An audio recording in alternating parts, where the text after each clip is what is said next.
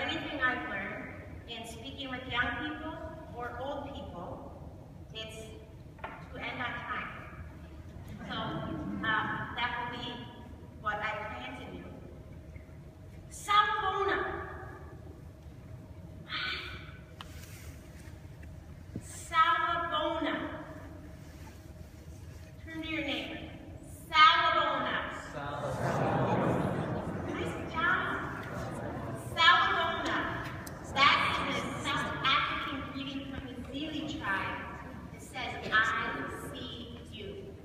Sawubona. That's your first way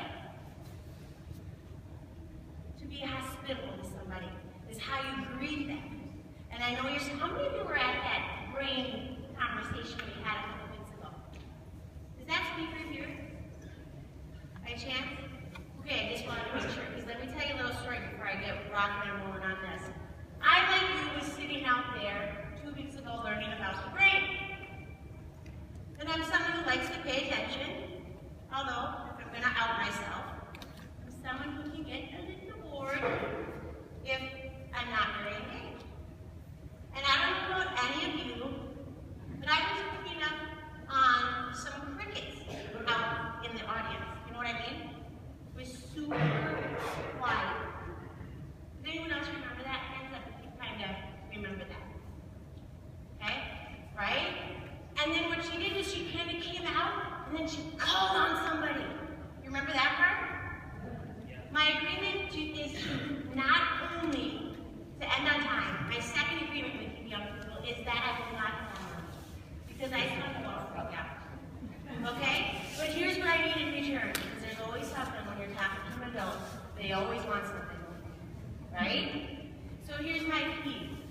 You stay engaged with me, and I will call on you. You disengage, and you run the threat of being called on. Okay? You in? I see you. And I see whether you're engaged. You can show me an engagement with a smile, a nod, a glimmer of your eye, kind of like that old fat don't call on me, she's walking closer. Right? I know the one, because I sat there 2 weeks ago. And the other thing I did 2 weeks ago, as I sat out there, was, God, if I was speaking to these young people, I would maybe do this. I'm sensing a little of this going on. I would maybe do that. You know what that was? That was the friggin' Holy Spirit. True story, because 2 weeks later, here I am. So if any of you are out there a little disengaged, maybe a little bit bored, careful. That's what I'm saying, be careful. Because in 2 weeks, who knows what the Holy Spirit is going to call you to do. Right? Sawubona, I see you. Sikhona. Sikhona. I am here. Can you imagine growing up in a village where people greet and exchange each other with that? Sawubona, I see you. Sikhona, I am here. That's so much better than fine. That's Minnesota nice, right? That's what they tell us. I have a few stories about Minnesota nice, how to be engaged, how to show up, and be present, right? Because that's what radical hospitality is. Being present to how the Holy Spirit shows up in your life, the life of your school, your classmates, right? Was anyone at the 8:30 Mass today? Couple of you, right? And he was all in, let me tell you. Is Deacon Kevin here? Yeah. Okay, Deacon Kevin was here too. And he talked about a shovel. Does anyone remember that? He talked about we all have treasures, and they're called gifts, right? And those are things that the Holy Spirit brings to us. And you know what we do as our nice Minnesotans? We bury our treasure.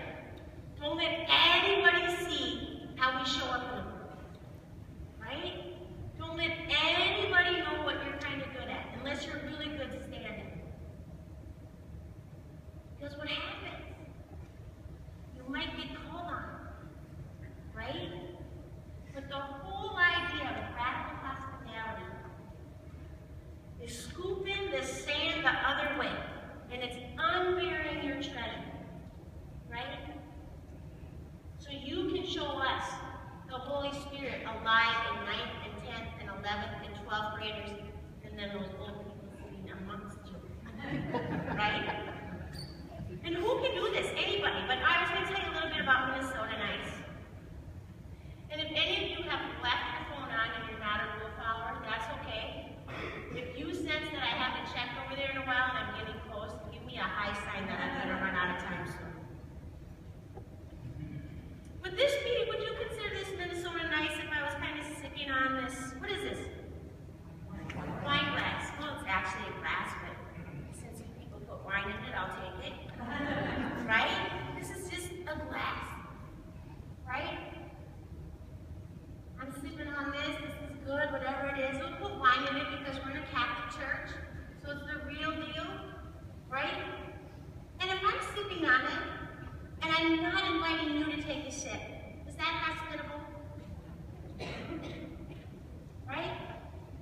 Is that bringing you into your gifts or calling you to the table? Not really. Right? How about everything's slanted around here? That must be a homily coming up.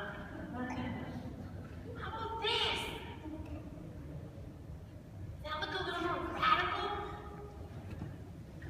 Does this look inviting? Engaging?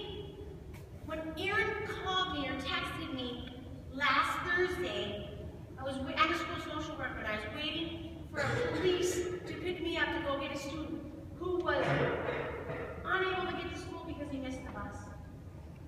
I radically engaged to invite him to school with a police officer who went to pick him up. Right? That's how I show up in the world. Trust me, you think you're not going to get called on here. Right? Invite people to the table. Bring them to their gifts. And not just the old people sitting amongst you. You young people. You have the gifts. Right? That is some hospitality. Right? What do you think? More hospitality there or more hospitality here? This one's me. Right? I had to Google radical hospitality. True story. When Aaron asked me, he said, Reggie, can you call me? I have a huge favorite. All capital letters. Uppercase, huge, every letter. And I just call Aaron back and say, well, how big is huge? Is that huge? And I wondered, because I had a lot going on this weekend, whoa, what is radical hospitality? I Googled it, and it's the same definition that's on the bulletin. So I'm not going to ignite you with that definition. I'm going to challenge you to go check it out on the bulletin. But then I thought, what is radical hospitality when you're talking to young people? That is some radical hospitality, right? True story. And this didn't just show up, right? When did this come to me? Wednesday. Wednesday afternoon, this baby showed up on my secretary's desk and my principals had to be gone for a few days out of state.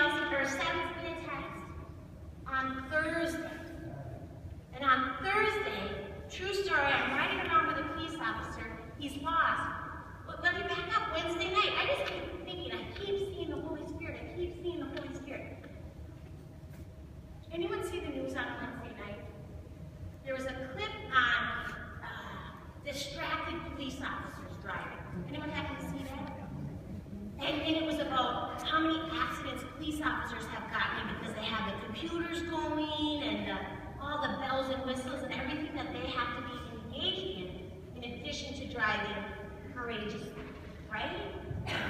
Next day, praise God, I find myself in a computerized police car on my way to engage and invite someone to school, right? Because everyone loves riding to school in a cop car with a social worker, right? So I'm like, oh, this is what they were talking about, distracted driver. Pretty soon he's, you know, we're on a merry way. I had a printout of the address. The dude is driving around and driving around and driving around. And I'm like, you know, I don't really want to say anything. I'm riding a shotgun in a cop car. And I'm like, you're lost. He's like, well, you've never before. I'm like, once, but I must have learned a really different way. And he's like, well, my computer died. Great, because now we're lost. And now it's like coming on the 11 o'clock hour, and I decided, you know, I said, you know what, I don't want to offend you, but, you know, I can just ask Siri where we are, I'll get my map quest going, and bada boom, bada bing. And that's how we got to this dude's house. And I'm going, okay, that's funny, because why would God just like have that news clip on the news? That's crazy. Kind of like, why would the Holy Spirit say, oh, I'm bored. Wonder what I would do if I was speaking in front of a bunch of young people that didn't want to get called on. Holy Spirit, right? Text message from Aaron, huge, need help. Holy Spirit, right? Here's another piece of that big old help cup. I wasn't sure what to plan. I wasn't sure what I was going to talk about. And I have this friend, he's a national motivational speaker. His name is John O'Leary. And John O'Leary was in a terrible accident when he was 9. He thought it would be cool to play with matches like 6th graders down the street, only he did it while he was holding a can of gasoline. The gasoline blew up, burned his entire house down, family of 6. Everyone was safe, but his eyes fell shut. He had 3rd-degree burns on 98% of his body. Right? 98% of his body. 5 months in the hospital. Eyes swollen shut. Right? And he just recently spoke in Rogers to our community, and I happen to do a lot with kids in that community. And he came to our school. I'm getting him. But anyways, I emailed him this afternoon. And I said, John, 911. This is way out of line to email you on a Sunday. But I gotta tell you, I'm just wondering, I gotta engage the story with all these young people from my church. They had this priest coming and he can't come. And then they got another speaker and he backed out. I am back up in front. I need your help. You got anything for me?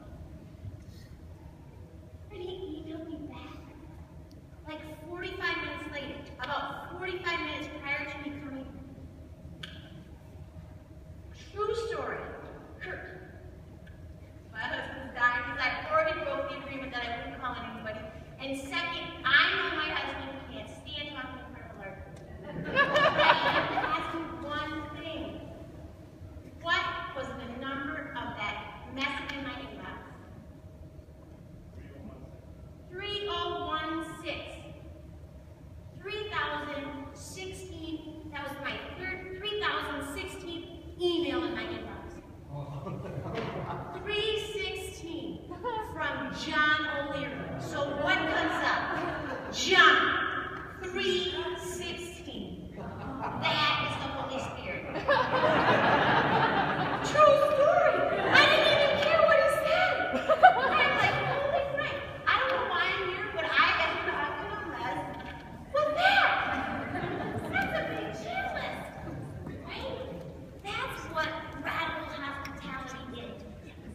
when you have an invitation, you step into it. Anybody here from Maple Grove Senior High? Thank you. Hands down. Anybody here from Maple Grove Senior High that plays football? You can raise them a little higher if there's anybody. Thank you for a great season. Congratulations. Anybody here from Osseo Senior High? Osseo, thank you. Hands down. Thank you for stepping up and shoveling, scooping off all the snow and ice so we could have semi-final state football there yesterday. My hometown is Pipestone. Yes. My hometown is Pipestone. And that's a small town. When you grow up in a small town, you never leave a small town. Right? They just know you there. Right? So I couldn't wait to get to that game. I know the coaches, I know the parents and the grandparents and players, right? Here's how someone stepped up to the invitation. First touchdown, bada boom, bada bing. Pipestone is on the map. Haven't been to state in 34 years, right? The last time they were at state, there was no dome, right? So we played in the snow up in Princeton. I was in 6th grade. And anyways, yesterday the quarterback from Pipestone gets schmucked, breaks his collarbone. There's an invitation, right? Somebody needs to step up. Father Tim Backus can't be here. Somebody needs to step up, right? Who steps up? Number one. True story. Number one. The wide receiver. Small town, they don't have a lot of excess to pick from, right? So the wide receiver now has to play quarterback, right? Now who's going to play wide receiver?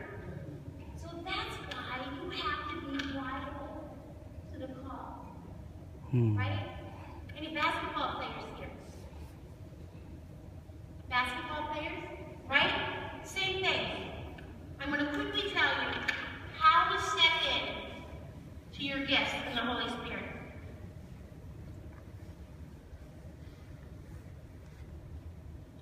Okay, so I have had some training at the University of Massachusetts Medical Center, and it's called Mindfulness-Based Stress Reduction, MBSR. And I was taught a strategy, and it's called STOP. S is stop. T, take 3 breaths. So go ahead and take 3 breaths.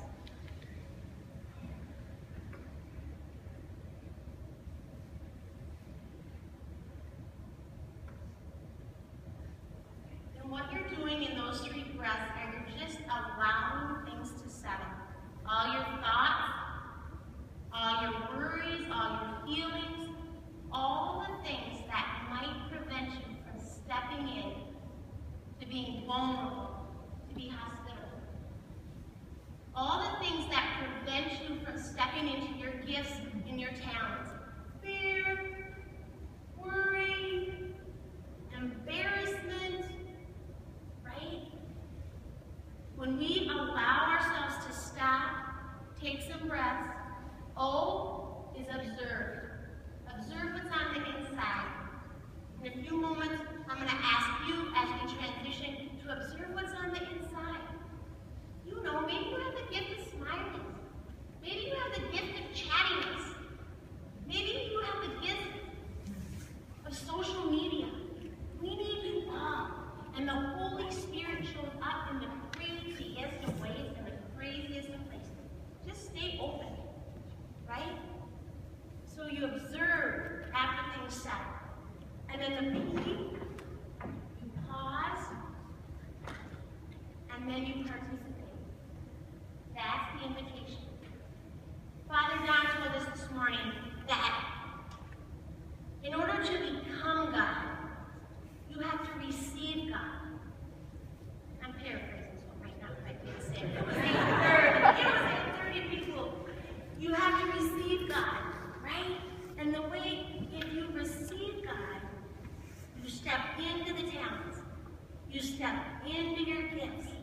You might even have to step into your challenges or your edges. That's my time. I gave myself a 30-second window. Step into those challenges. Right?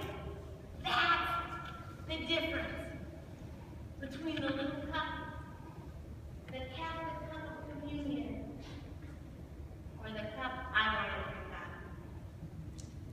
So now as you prepare, I think Mary or Aaron are going to help you transition or give you some instruction on what you're going to do with the people who volunteered their time, including your small group leaders and some staff from church, maybe some other people who said yes to the Holy Spirit.